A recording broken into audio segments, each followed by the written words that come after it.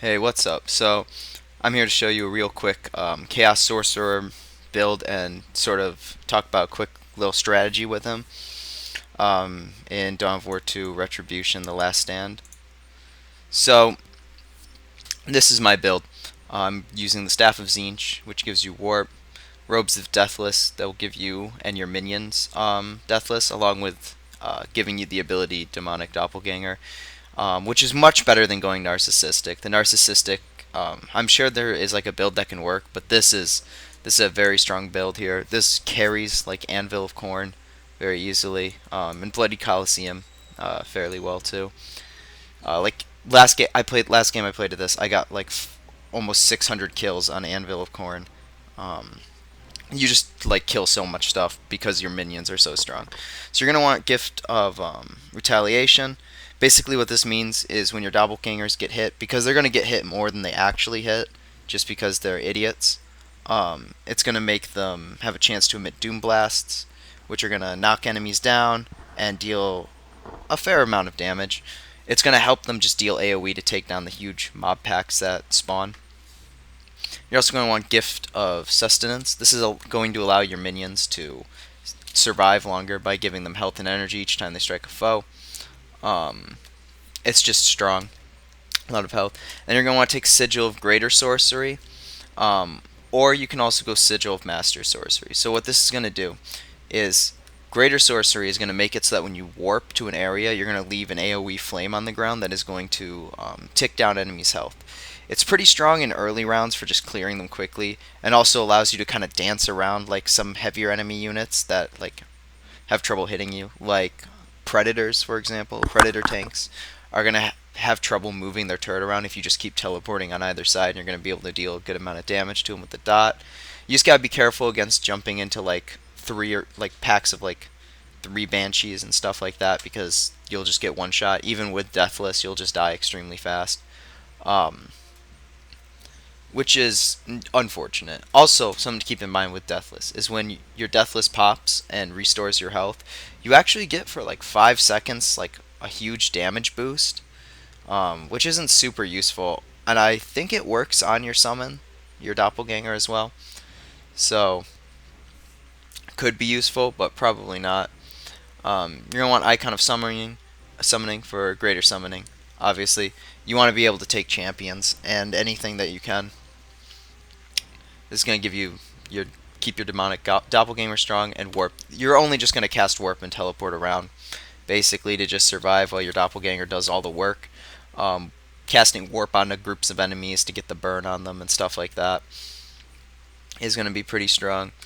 And you're going to end up with all these traits. So greater sorcery, obviously helping your warp ability to burn. Deathless prevents you from not dying. Can only happen every 30 seconds. Instantly heals you. It also instantly restores your energy. So like you're gonna be able to warp right after your deathless pops, no matter what. Um, Greater summoning, helping your doppelganger out become more powerful. Reactive strike for your doppelgangers. So um, greater sorcery and mastery sorcery both enhance this. So that's why you're using greater sorcery. Or you can switch to master sorcery. They do about the same thing. It's just slightly different effects. Combat vigor. Whenever doppelganger makes an attack, regains 2 energy. That's not super important. Half your doppelgangers won't even like use any of these. They won't use their abilities. You have zealous. It gives a 100% lifesteal on its attacks, which is huge. That's going to keep your doppelgangers fighting a lot longer. Um, then you've got Deathless, which is going to work on your doppelgangers as well, giving them an extra life. That's going to restore them full health, full energy, which is very strong.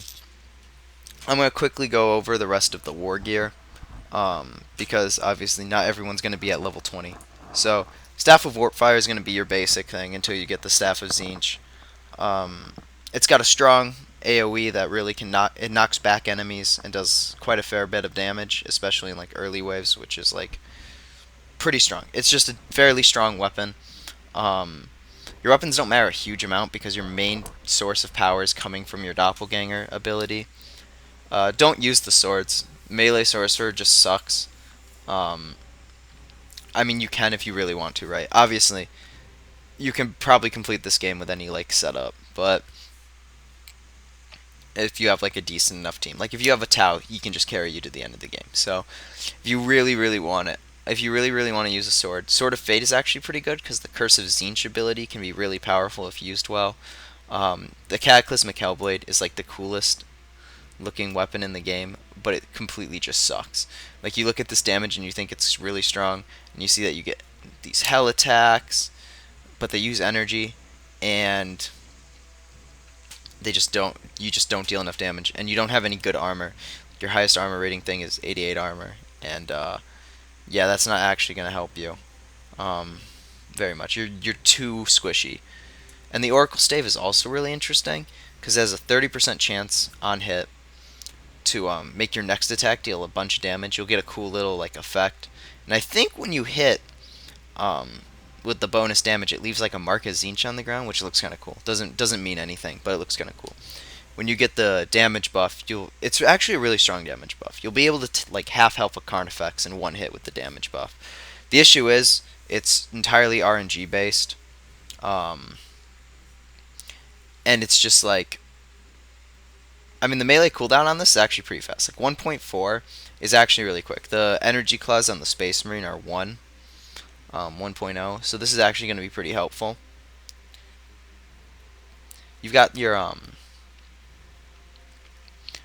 Staff of Demonic Flame too, which is going to let you shoot the fireballs with the Let the Galaxy Burn. And like this can be really fun to like mess around with. It's not particularly good. Alright, you're not going to like win using this over like Tzeentch or anything like that. But it is a very strong AoE, and if you want to go Greater and Master Sorcery to give it 2 extra fireballs, because each of these are going to give it an extra fireball, you can. Really interesting build, but overall is not super strong. Armors, so yeah, you have like, I think you start with the Armor of Eternal War, which is all you have at the start, which is actually not too bad, right? You're gonna have Demonic Doppelganger. It's gonna give your it's gonna give you Demonic Doppelganger. It's gonna give you Combat Master for your minions, which Combat Master I think is a 30% damage increase. 40% damage increase. Alright, so it's going to help you out a bit with keeping you strong and your minions strong, but overall isn't too strong. You got this, Vestments of Power Undivided.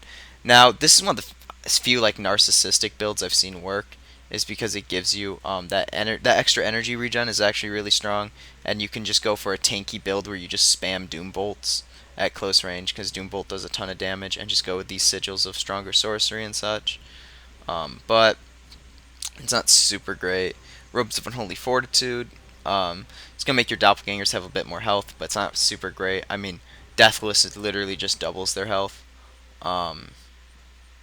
So yeah, and it's also gonna keep like squads of units alive longer. Armor of Might Undivided. Yeah, not super helpful. That's, if you're going narcissistic sorcerer, which you probably shouldn't be anyway.